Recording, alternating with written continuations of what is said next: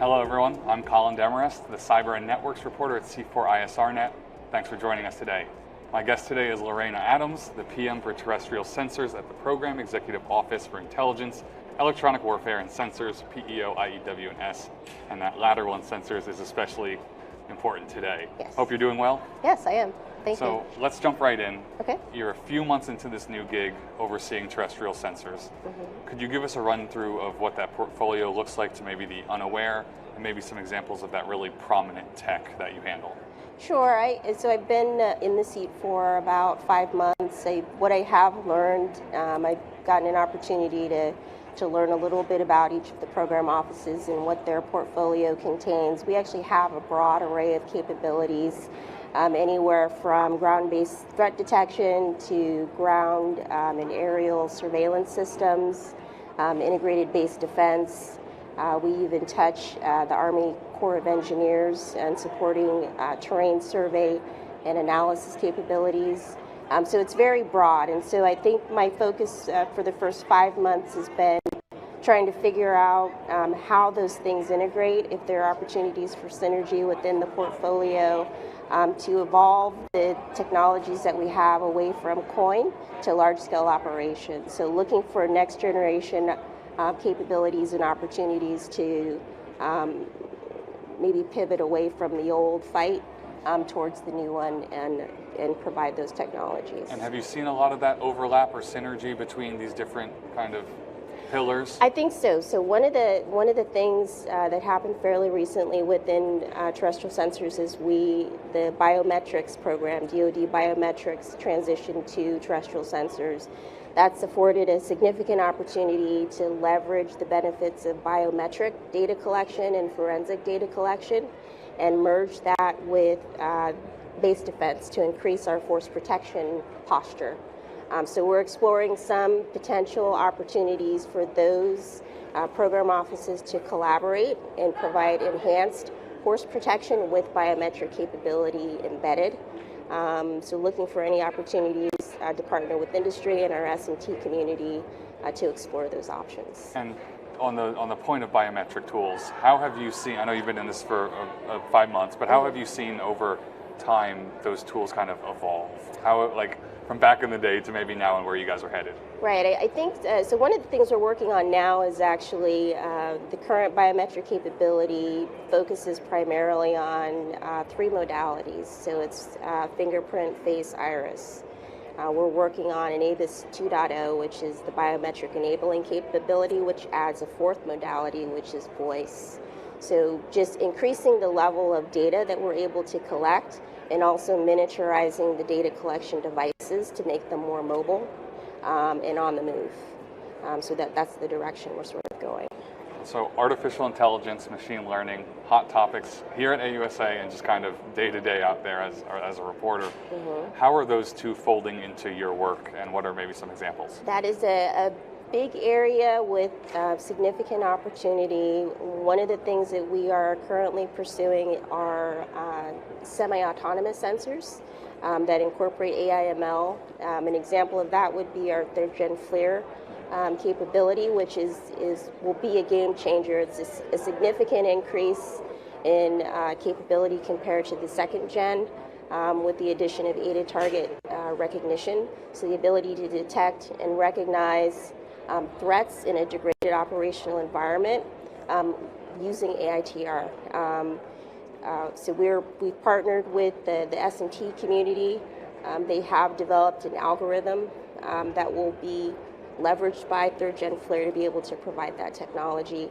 We've also got the Falcons program, which will also use 3rd Gen FLIR to accelerate the kill chain. So it will provide increased reconnaissance, security, and fire support for the Army of 2030. And another area of autonomy that we're looking at is adding autonomy to our Aerostats capabilities as well. There's a significant sustainment tail for that platform. So the ability to add autonomy will help reduce our sustainment costs.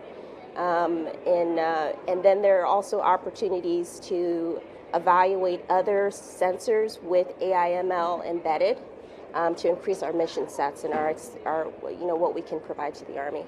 So you mentioned aerostats. I think they kind of look old school, kind of in the, in your mind's eye. Right. How is the Army taking advantage of something like that, but with kind of these modern applications like autonomy? That's a great question, and that's one of my priorities is to help reimagine aerostats. I think recently there's the aerostats, I think, is synonymous with the old fight coin.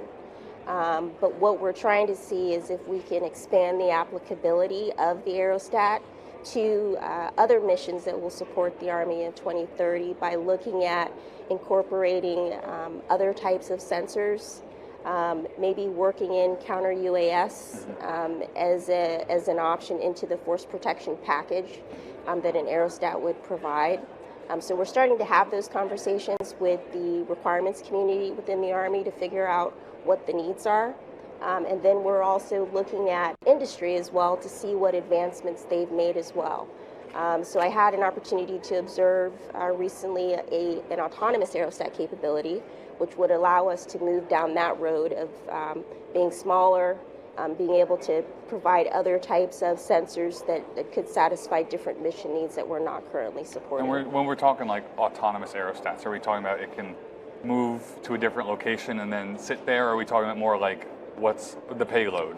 Really, the autonomous piece will allow us to reduce the manning requirements associated with having to maintain, move, and sustain that capability. So just the manning alone, reducing the footprint, will reduce the cost. So putting those people or those resources elsewhere because it is now kind of automatically handled. Exactly.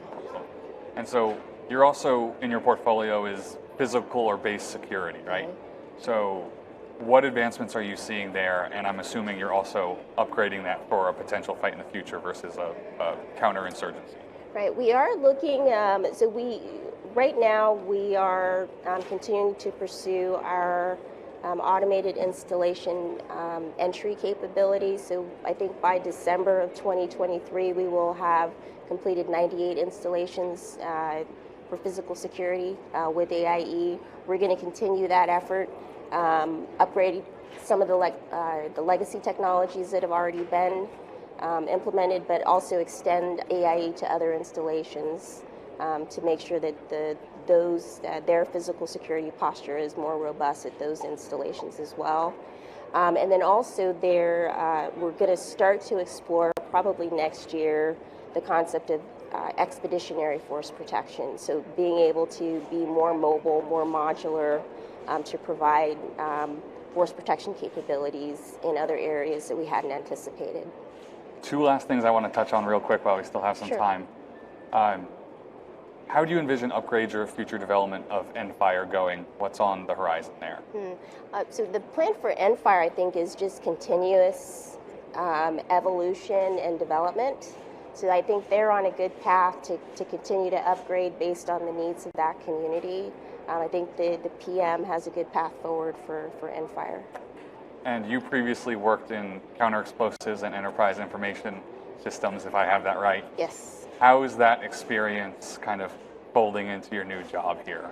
It is interesting. So counter-explosive hazard was actually a product office underneath Terrestrial Sensors. Oh, perfect. So I kind of came from here and then came back. I think it's kind of prepared me for the environment that I would be coming into to understand some of the constraints, some of the challenges associated with having legacy systems and not being more forward-looking. So that's my goal, is to move us to what's next and start to leverage those next generation technologies to provide better capability for the Army of 2030. Awesome. I think that's a good place to leave it, and I think we're out of time basically. So thank you for joining us here at AUSA, and for those tuning in online, hope you all have a good day.